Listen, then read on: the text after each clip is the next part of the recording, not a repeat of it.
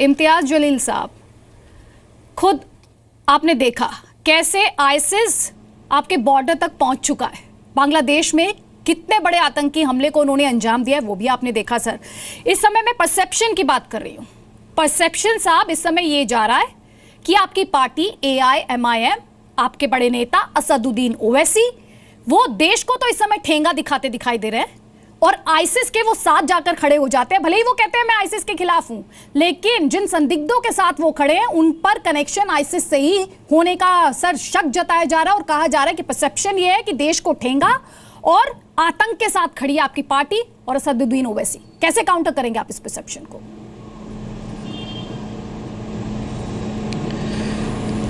देखिए अदिति जी, 23 साल मैंने भी पत्रकारिता की है और आपने इस कार्यक्रम की जो हेडलाइन बनाई है, बड़ी सेंसेशनल पत्रकारिता किसे कहते हैं उसकी जिंदा मिसाल अगर देखना है तो जी न्यूज़ का ये प्रोग्राम और उसकी हेडलाइन देखना है।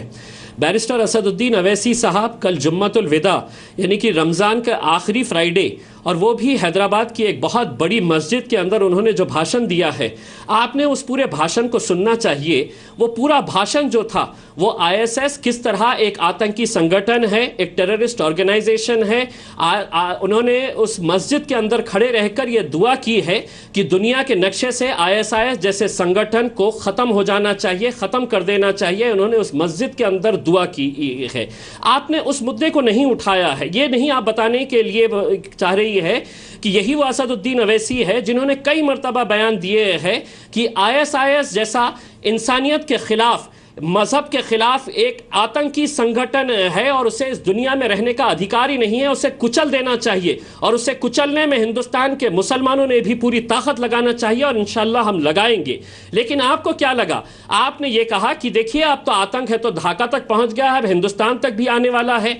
ये वही मुल्क है अदिति जी जिसने अजमल कसाब को जब फांसी लगाई थी तो यहीं के मुसलमानों ने उसे अपनी कब्रिस्तान में जगह नहीं देंगे हम, क्योंकि उसने हमारे देश के ऊपर हमला किया था। ये वही मुल्क के मुसलमान हैं जो खुले आम, हम खुद ISIS की निंदा कर रहे हैं। लेकिन आपने मुद्दा कैसे पकड़ लिया है कि ओवैसी साहब ISIS का समर्थन कर रहे हैं। देखिए उन्होंने यकीनन मुल्क भी है जब याकूब मेमन के समर्थन में लोग भी खड़े हो गए थे, और ये वही मुल्क भी है सर जब रात में आधी रात में अदालत बैठ गई थी। ये वही मुल्क है। जी आदिति जी, आज भी हम उस बात के ऊपर अड़े हैं। हम कहीं पर भी आपकी बात से हम असहमत नहीं है। हम उस वक्त याकूब मेमन की फांसी का, आपने मेरी बात सर ध्यान से नहीं सुनी।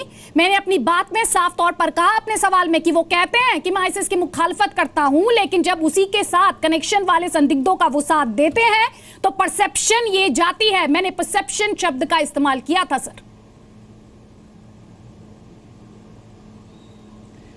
देखिए आदिति जी, असद ओवैसी साहब ने यह कहा है कि अगर वो लड़के जिन्हें NIA ने उठाकर लेके गए हैं ये कहते हुए कि ISIS के साथ उनका संबंध है, हमने हमेशा से ही टेरर का हमने मुखालिफत की है।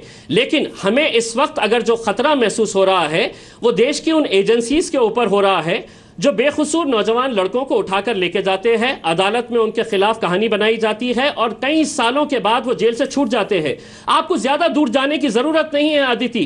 कभी आप जाइए मालेगांव के उन लड़कों को देखिए जो 5 साल जेल में गुजारने के बाद 10 साल के बाद अदालत का फैसला आता है कि ये लड़के बेकसूर है। हमारा शक जो है वो NIA के ऊपर है और NIA जैसी इन्वेस्टिगेटिंग एजेंसीज के ऊपर है। देखिए अभी जिक्र किया है सर, मेरा सवाल सुन लीजिए आप बेकसूर युवाओं की बात कर रहे हैं, आप बेकसूर लोगों की बात कर रहे हैं। मैं आपसे बहुत सीधा सा सवाल ये पूछना चाहती हूं, जिस तरीके की मदद आप आईसिस के साथ जुड़े हुए कनेक्शन वाले संदिग्धों को देने के लिए तैयार हैं, क्या उसी तरीके की मदद आप हिंदू संदिग्धों को भी देने के लिए तैयार हैं? ओवैसी साहब तैयार हैं हिंदू संदिग्धों की मदद के लिए, उनकी वकालत करने के लिए, उनके लिए लड़ने के लिए, उन्हें लीगल सपोर्ट देने के लिए? देखिए आदिति जी, यही तो दुर्भाग्य की बात है। अभी जो रॉ के अधिकारी सिंह साहब थे उन्होंने कहा कि मेरे पास बहुत सारे ऐसे जजमेंट्स हैं जहां पर अदालत ने कहा है कि सबूत नहीं है, इस वजह से हम इन्हें छोड़ रहे हैं। आदिति जी, जब भी आतंकी कोई घटना होती है तो आदिति को गिरफ्तार नहीं किया जाता है, इम्तियाज जलील को शक की नजर से देखा जाता है। सवाल यही है आदिति जी कि जब भी आतंकी घटना होती है तो उस वक्त आप क्या वजह है बताइएगा कि कर्नल पुरोहित के पास, साध्वी प्रज्ञा सिंह के पास इम्तियाज जलील को कटघरे में क्यों खड़े? कानून नहीं देखता सर, ये फर्क ये नहीं देखता इस देश का कानून। देखता है अदिति जी, बिल्कुल नहीं देखता है। देखना शुरू किया है, नहीं रखती हूं, देखना शुरू किया है। मैं आपको प्लीज, मैं आपको उदाहरण के साथ दे रहा हूँ। मीम अफजल साहब, मैं आप आपको जवाब उदाहरण दीजिए, के देश साथ का दे रहा कानून हूँ। फर्क देखता है, जिस तरीके की बातें इम्तियाज जस्टिफाई जलील कह रहे हैं यहाँ पर। मुझे आप नहीं अदिति जी, पहले आप मुझे सुनिए। आप मेरे आर्गुमेंट के ऊपर बहस नहीं कर सकती है, तो इसलिए आप सीधा पहुंच गई है मीम अफजल साहब। मुझे सुनिए अदिति जी, इस देश में कानून का शासन है, इस देश में संविधान का शासन है साहब। मुझे आप मालेगांव के 5 लड़के, नहीं सर, 5 लड़के अगर 5 साल, नहीं सर, आपने मेरे सवाल का जवाब दिया नहीं। आप मैं आपको देने के लिए तैयार हैं, लेकिन आप सुनना नहीं चाहती है ना। नहीं इम्तियाज साहब, आपने मेरे सवाल का जवाब नहीं दिया। यही तो दुविधा है सर, आपके पास मेरे सवाल का जवाब नहीं है, हैं तो आप हमें खामोश बिठाना चाहते हैं, लेकिन आपके टीवी स्टूडियो में आप हमको बुलाकर अगर खामोशी बिठाना है, सर आप देश के खिलाफ बात नहीं करेंगे, देश के कानून पर उंगली नहीं खड़ी करेंगे, प्लीज। मीम अफजल साहब, मीम अफजल साहब,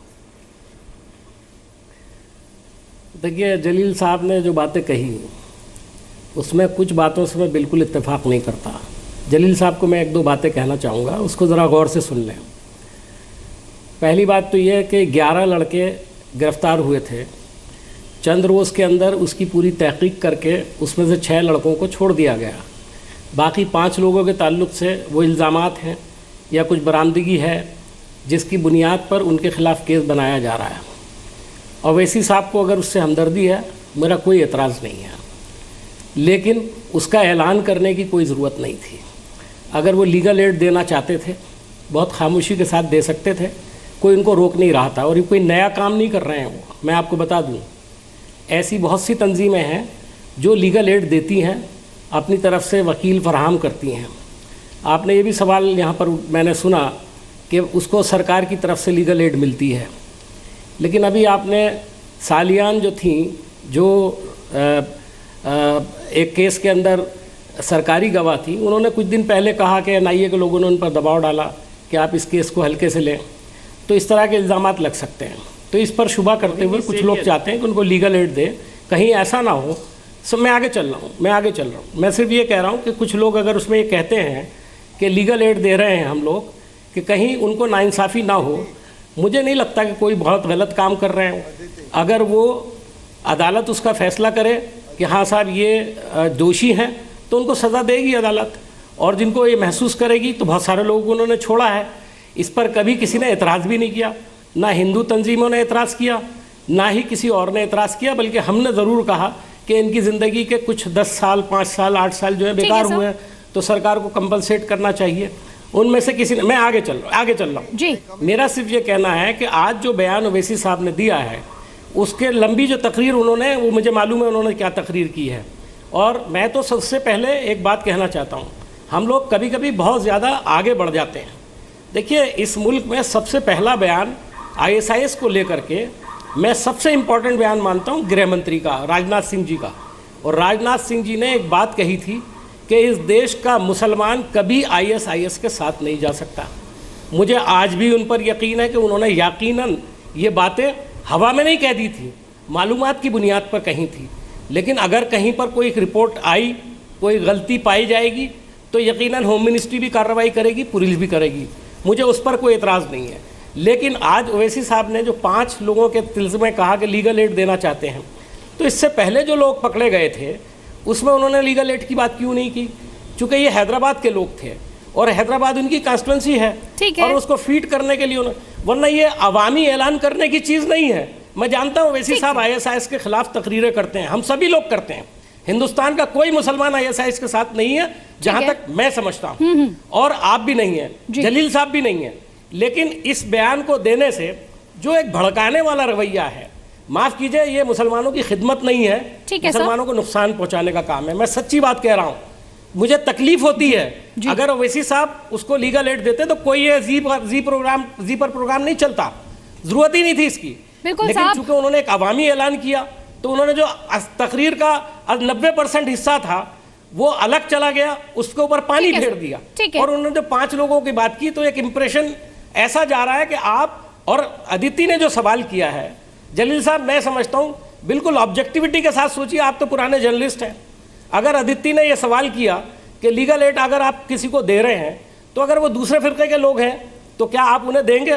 ठीक है, अगर कहिए आप कि अगर हम ये महसूस करेंगे कि वो बेगुनाह हो सकते हैं तो आप उन्हें भी लीगल एड दीजिए, क्या परेशानी है इसके अंदर? ठीक है, इस मुल्क में सिर्फ मुसलमान बेगुनाह नहीं होता जी। हिंदू भी बेगुनाह कभी कभी पकड़ा जाता है, उसकी भी मदद करनी चाहिए। मैं तो इस बात के ठीक है साथ हूं। सर, ठीक है।